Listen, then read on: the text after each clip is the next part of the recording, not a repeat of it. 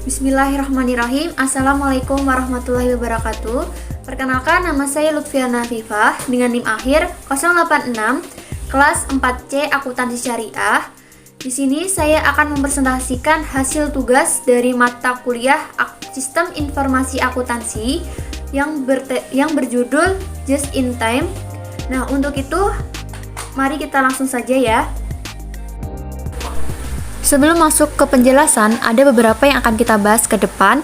Yang pertama yaitu pengertian just in time, yang kedua sejarah just in time, yang ketiga manfaat just in time, yang keempat tujuan just in time, yang kelima kelebihan dan kekurangan just in time, dan yang terakhir yaitu mengenai contoh studi kasus. Materi yang pertama yaitu mengenai pengertian just in time. Apa sih pengertiannya? Nah, just in time atau JIT ini merupakan integrasi dan serangkaian aktivitas desain untuk mencapai produksi volume tinggi dengan menggunakan minimum persediaan bahan baku, work in process atau WIP, dan produk jadi.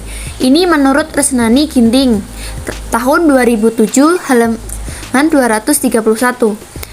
Atau just in time ini adalah suatu sistem keseluruhan filosofi operasi manajemen di mana segenap sumber daya termasuk bahan baku dan suku cadang, personalia, dan fasilitas dipakai sebatas dibutuhkan. Tujuannya adalah untuk mengangkat produktivitas dan mengurangi pemborosan. Lalu apa sih sejarahnya just in time ini? Konsep just in time ini adalah sistem manajemen pabrikasi modern yang dikembangkan oleh perusahaan-perusahaan terbaik yang ada di Jepang. Sejak awalnya, ini berdiri pada tahun 1970-an. JIT ini pertama kali dikembangkan dan disempurnakan di pabrik Toyota Manufacturing oleh Taiichi Ohno. Oleh karena itu, Taiichi Ohno sering disebut sebagai Bapak JIT.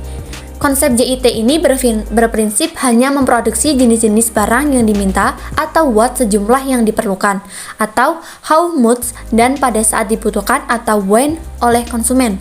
Tujuan utamanya adalah pengurangan biaya atau perbaikan produktivitas dengan menghilangkan berbagai pemborosan.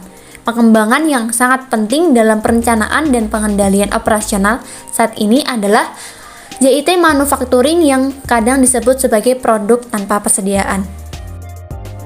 Untuk itu, apa sih manfaat dari just in time ini? Nah, manfaat just in time ini terdapat 8 manfaat. Yang pertama, penggunaan mesin dan fasilitas secara baik. Yang kedua, menciptakan hubungan yang lebih baik dengan pemasok. Ketiga, layout pabrik yang lebih baik. Dan yang keempat, penilaian kualitas dalam proses. Untuk yang kelima, yaitu mengurangi waktu setup dan penundaan jadwal produksi.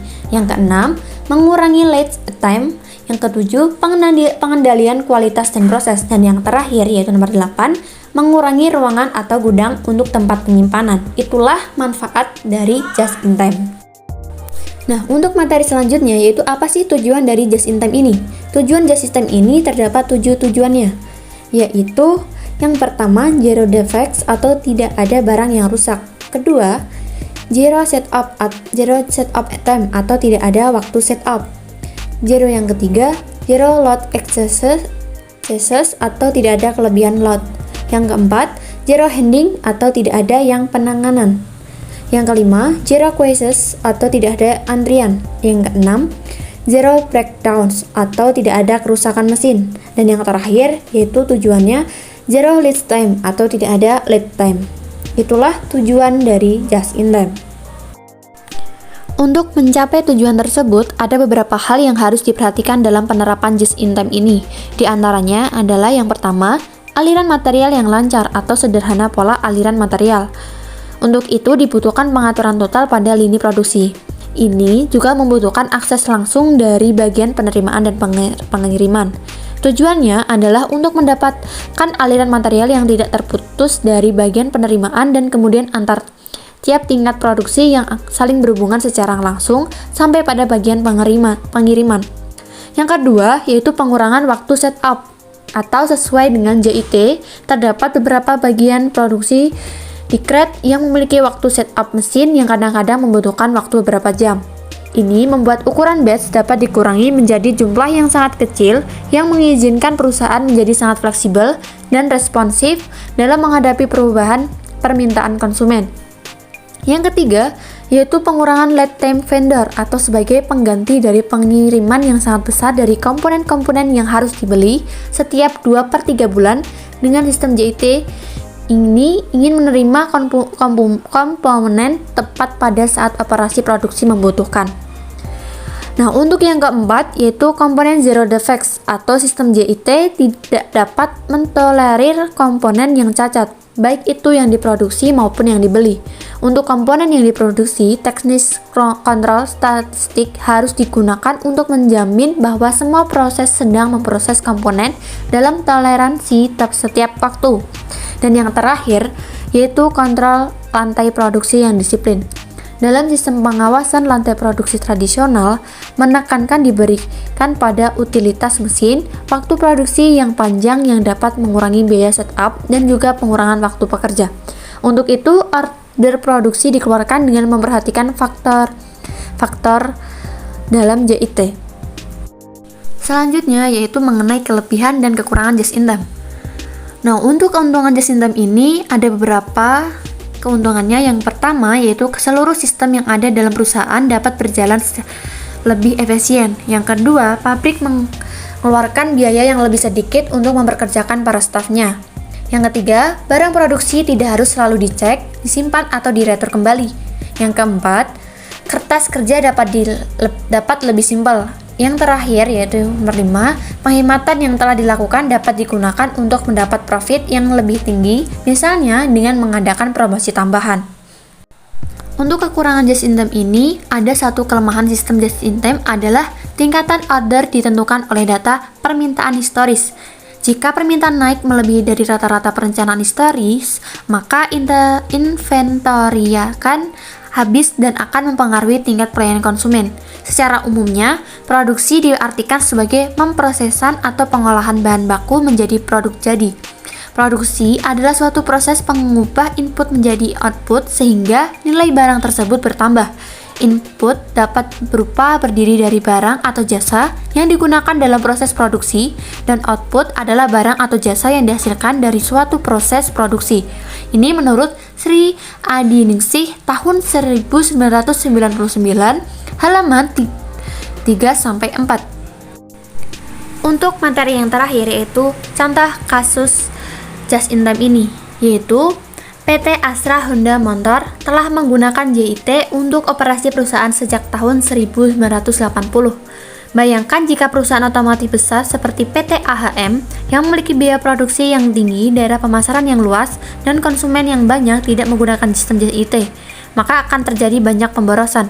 PT AHM dapat menerapkan sistem JIT lebih maksimal karena dibantu dengan adanya perkembangan teknologi informasi di setiap jalur yang akan melalukan proses perencanaan, produksi, pemasaran, dan pengawasan.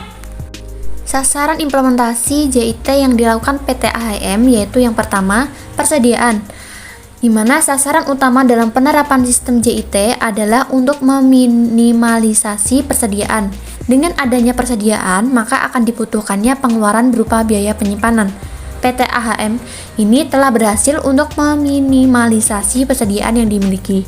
Kelebihan produksi tidak akan terjadi karena produksi dilakukan berdasarkan permintaan dari pembeli atau pemasok, bukan berdasarkan permintaan yang diantisipasi. Produksi yang dilakukan PT AHM berdasarkan informasi dari bagian pemasaran yang menggunakan Enterprise Resource Planning atau ERP, sehingga didapatkan data yang tepat mengenai berapa banyak produk yang akan diproduksi untuk periode selanjutnya, di mana setiap hasil produksi langsung disalurkan ke pemasok, sehingga meminimalisasi bahkan meniadakan jumlah hasil produksi yang tertahan di gudang persediaan barang jadi, dan tentunya akan mengatasi pemborosan.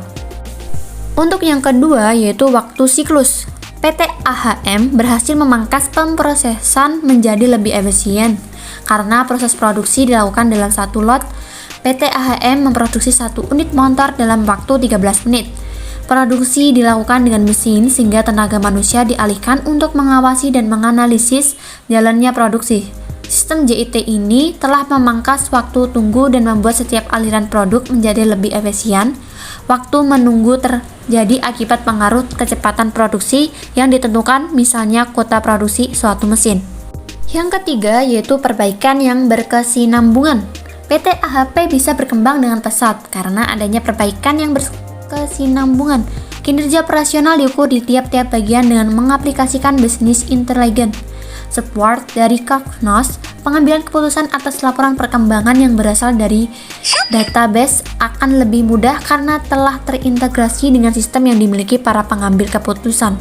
Pemantauan terjadinya barang cacat dan sejauh mana tahapan produksi yang telah dilalui oleh bahan baku akan lebih mudah terpantau karena setiap bahan baku telah terpasang barcode text. Sistem komputerisasi yang dimiliki PT AHM akan dapat mendeteksi barang cacat sehingga akan segera dilakukan perbaikan terhadap penyebab terjadinya barang cacat, dan barang cacat tersebut tidak akan melewati tahapan selanjutnya sehingga tidak ada barang cacat yang akan melewati tahapan selanjutnya. Untuk yang terakhir yaitu mengenai penghapusan pemborosan. Penghapusan pemborosan dapat dilakukan karena PT AHM telah memenuhi kondisi sebagai berikut. Pertama, produksi tidak menyisakan persediaan. Kedua, waktu tunggu minimum bahkan hampir tidak ada. Yang ketiga, minimalisasi biaya terhadap barang cacat. Keempat, beban kerja yang seimbang dan merata. Dan yang terakhir, tidak ada interupsi karena kehabisan persediaan dan kualitas buruk. Sekian presentasi dari saya. Kurang lebihnya mohon maaf. Wassalamualaikum warahmatullahi wabarakatuh.